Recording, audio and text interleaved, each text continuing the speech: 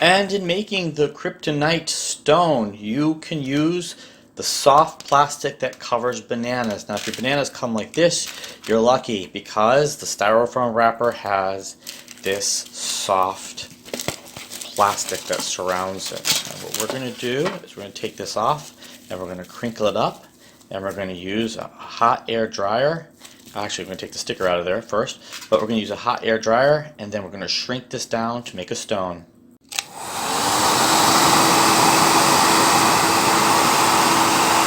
And after 20 minutes, you should have something that looks like this, a nice hard piece of plastic. The next most important part, as when your plastic now is cooling and drying and becoming hard, is to get a tape measure out and measure out your plastic chain. You want to have at least 40 inches of chain. This cost me $2 at a dollar shop. After you measure out 40 inches of chain, make sure you leave one link with just a single cut in it. You can use any type of cutter. Here I'm just using a pair of pliers with the cutter on there. Very easy. And here's why. Basically you can just hook them together. You can link them with that single cut. Now comes the nice messy part that all kids would love to do. You're going to place the chain into your black and you're going to coat it. Now you're probably saying, why would you not go outside and just spray paint it? Well, because of texture. You cannot achieve old chain looks with spray paint. Possibly you can see that, but that is our chain link completely covered with the acrylic paint, and you're going to use some form of wire to hook this up and let this dry. There it is, just hanging up looking to dry. Now you have two options. You can just let this air dry, or you can take a hair dryer and dry it quite instantly.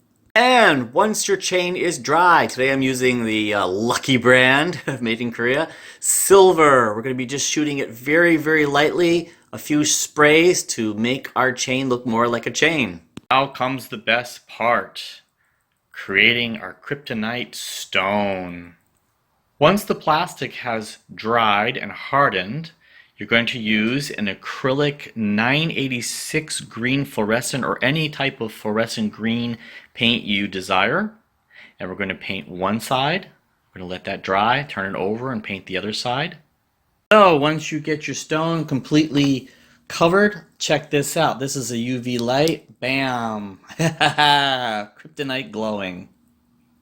Next part is creating the casing around our stone. Here I'm using an eye clay today, children's eye clay, and I'm going to make a long piece that will encase the stone, and at the top I'll create a loop. Now once we have our stone completely encased in eye clay with our loop at the top, we need to let this eye clay dry for 24 hours. And the next step, we're going to be using some masking tape today, some soft masking tape, to cover over all the green on both sides of our Kryptonite stone, and we're going to be hanging this up to spray both of them the black. And I got some floral wire here we'll be hooking up to a neighboring obliging tree to spray them with. After spraying it down, it should look something like this. Wow, and here it is. The chain has been done, and we have our Kryptonite stone has been done. If you put this under an ultraviolet light, it's going to glow.